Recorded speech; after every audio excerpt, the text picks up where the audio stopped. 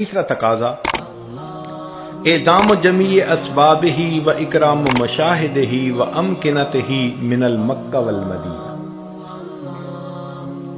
کہ جب کسی سے محبت ہوتی ہے تو اس کے متعلق جو بھی چیزیں ہوتی ہیں ان سے بھی محبت ہوتی ہے۔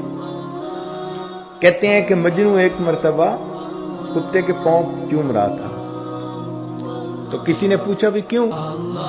کہنے لگا کہ یہ لیلا کی گلی سے ہو کے آیا ہے۔ تو اگر دنیا کے مجنون ایسے ہیں تو نبی علیہ الصلوۃ والسلام کی محبت تو اس سے بھی زیادہ ہونی چاہیے۔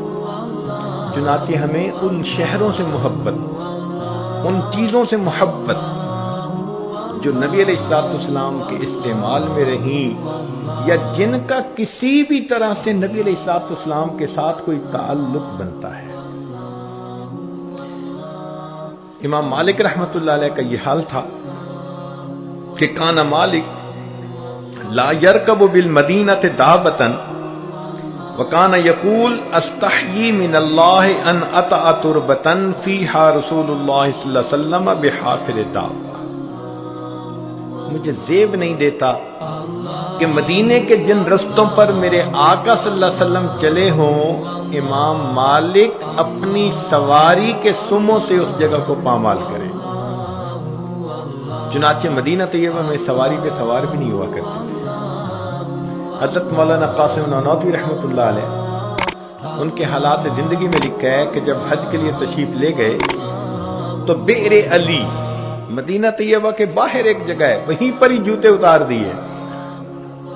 کسی نے کہا کہ حضرت سنگلاخ زمین ہے اور آپ کا جسم نازک ہے تو پاؤں زخمی ہو جائیں گے۔ فرمایا زخموں کی تکلیف برداشت کر لوں گا، میں اپنے آقا صلی اللہ علیہ وسلم کی اس زمین پر جوتوں کے ساتھ چلنا پسند نہیں کرتا۔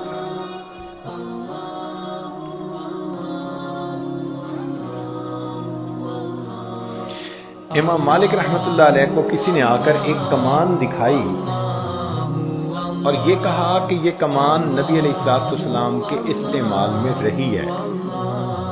قال مالک، امام مالک رحمۃ اللہ فرماتے ہیں ما مسست القوس بیدی الا علی طہارۃ منذ بلغنی ان النبی صلی اللہ علیہ وسلم اخذ القوس بیدی، کہ جب مجھے پتہ چلا کہ نبی علیہ الصلوۃ والسلام نے اس کمان کو اپنے ہاتھوں میں پکڑا ہے، میں نے اس کے بعد اس کمان کو کبھی بے وضو ہاتھ نہیں لگایا۔